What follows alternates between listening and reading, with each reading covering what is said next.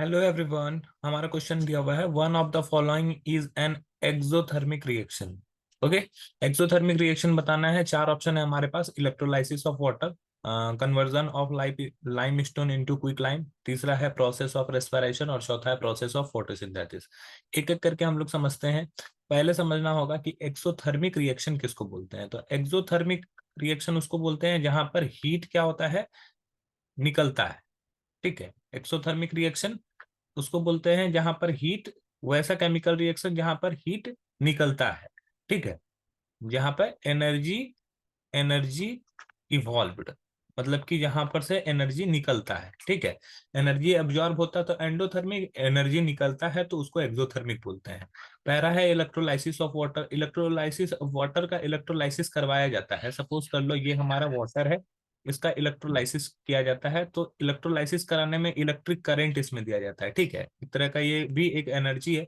जब electric current इसको दिया जाता है तो ये 2s2 और O2 में ब्रेक करता है। ठीक है, तो यहाँ पर ये एनर्जी क्या करता है, एब्जॉर्ब करता है। एनर्जी एब्जॉर्ब करता है तो ये एंडोथर्मिक है, अतः ये हमारा पहला ऑप्शन तो गलत हो जाएगा। अब बात करते हैं ऑप्शन बी की। ये ऑप्शन बी में चलते हैं। Conversion of lime stone into quick lime. Lime stone का फॉर्मूला क्या होता है, CaCO3। अब ये CaCO3 जब हम लोग 1000 डिग्री सेंटीग्रेड पे गर्म करते हैं तो ये CaO प्लस CO2 बनाता है। तो यहाँ पर भी ये 1000 डिग्री सेंटीग्रेड क्या कर रहा है, एनर्जी एब्जॉर्ब कर रहा है। तो ये भी क्या है, हमारा एंडोथर्मिक रिएक्शन है। तो ये भी हमारा गलत हो गया। थर्ड है प्रोसेस ऑफ रेस्पिरेशन। तो रेस्पिरेशन के बारे में अगर बात करें तो रेस्पिरेशन में क्या होता है, कि हम लोग के बॉडी में क्या होता है, ग्लूकोज होता है। ठीक है, तो C6H12O6 होता है। और हम लोग क्या करते हैं, ऑक्सीजन को क्या करते हैं, एब्जॉर्ब करते हैं। ऑक्सीजन को जब एब्जॉर्ब करते हैं तो हमारा बॉडी क्या करता है, कार्बन डाइऑक्साइड निकालता है, वाटर निकालता है और हीट निकालता है। तो यहाँ पे एनर्जी क्या हो रहा है, निकल रहा है, एनर्जी इवॉल्व्ड हो रहा है। तो इसको हम लोग एक्सोथर्मिक रिएक्शन बोलते हैं। तो ऑप्शन सी हमारा सही होगा। और ऑप्शन डी भी हम लोग एक बार देख लेते हैं, प्रोसेस ऑफ फोटोसिंथेसिस।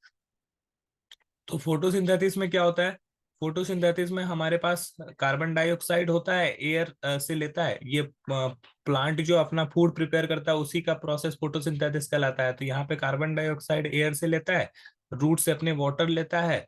और ये सनलाइट और क्लोरोफिल के प्रेजेंस में, सनलाइट में एक एनर्जी होता है और क्लोरोफिल के प्रेजेंस में ये क्या करता है, क्लोरोफिल के प्रेजेंस में ये क्या करता है, रिएक्ट करता है और क्या बनाता है, अपना फूड प्रिपेयर करता है जिसको हम लोग ग्लूकोज बोलते हैं। और साथ ही साथ ऑक्सीजन रिलीज करता है। ठीक है, तो ये ऑक्सीजन हम लोग सांस के रूप में लेते हैं। तो यहाँ पर ये भी देखो, ये भी एंडोथर्मिक है। तो ये फोर्थ ऑप्शन भी गलत है। तो हमारा एक ही ऑप्शन सही है, ऑप्शन सी। आई होप ये क्वेश्चन आपको समझ में आया होगा। That's all, thank you.